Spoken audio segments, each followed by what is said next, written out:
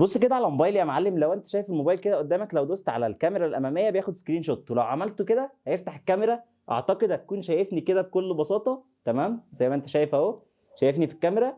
ولو عملت كده هيرجع من برنامج الكاميرا بكل بساطه. لو عملت كده تاني كمان هياخد سكرين شوت.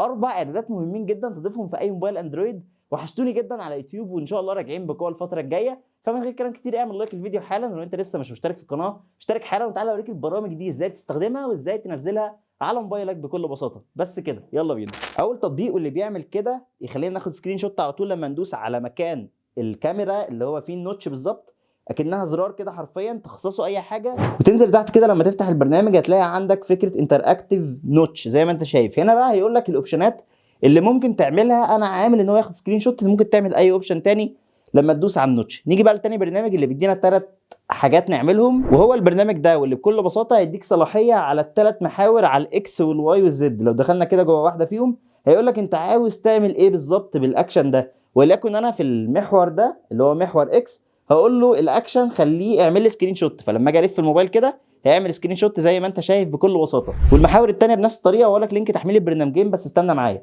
دوس على اكشن دي يا معلم، هتلاقي بقى تقدر تحط كميه اكشنات او افعال يعني تقدر تعملها بمجرد ما بتلف الموبايل كده. دلوقتي انا عملت سكرين شوت، ممكن تفتح برنامج او تعمل اي حاجه حرفيا بمجرد ما بتعمل الموبايل كده. فالموضوع رايق جدا. طيب تنزل التطبيقين ازاي؟ الموضوع بكل بساطه سهل. هتدخل تحمل التطبيقين من اللينكات اللي موجوده في الوصف تحت على طول. هتلاقي كلمه هنا جوه المقاله، دوس عليها هيحولك على التطبيق وتحمله من على البلاي ستور عادي بكل سهوله وبدون اي مشاكل. طيب انت واحد شبح وعاوز تدخل من على جوجل تحمله على طول بكل بساطه، تدخل على جوجل وتبحث على الكلمه اللي قدامك دي ميمانتك. ده الموقع اللي بقيت انزل لكم عليه كل التطبيقات الجامده جدا اللي حرفيا رايقه وموجوده في الاخر على البلاي ستور، هيحولك عليه. ولكن عشان الواحد يقول اسم التطبيق في الفيديو ده بيقلل الريتش بتاع الفيديو وبيبقى يعتبر اعلان، وانا مش واخد فلوس على ده، انا مجرد بفيدكم بحاجات رايقه ليكم. فزي ما انت شايف التطبيق قدامك اهو، دي المقاله، دوس عليها ونزل التطبيق بكل بساطه. هتلاقي كلمه هنا وحمل التطبيق بكل سهوله. بس كده يا معلم، واللينكات زي ما قلت لك موجوده في الوصف.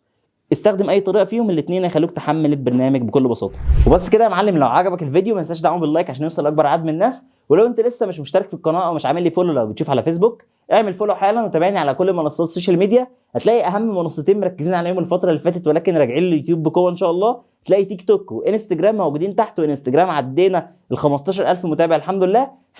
ادعمني في كل المنصات، وباذن الله الفتره الجايه اي محتوى محتاجه. انا عارف ان الناس اللي محتاجه السمات بتاعت شاومي مستنيه بانتظار رهيب جدا، فان شاء الله في فيديو سمات نازل بكره هيعجبكم باذن الله قوي. وبس كده اكتب لي اي محتوى محتاجه مني تحت، وادعم اي فيديو بنزله مهما كان بيتكلم عن ايه باللايك وكومنتك الجميل. ان شاء الله راجعين بقوه وهنحاول نحسن ونطور كل حاجه. بس كده اشوفكم في فيديو جديد باذن الله قريب. سلام.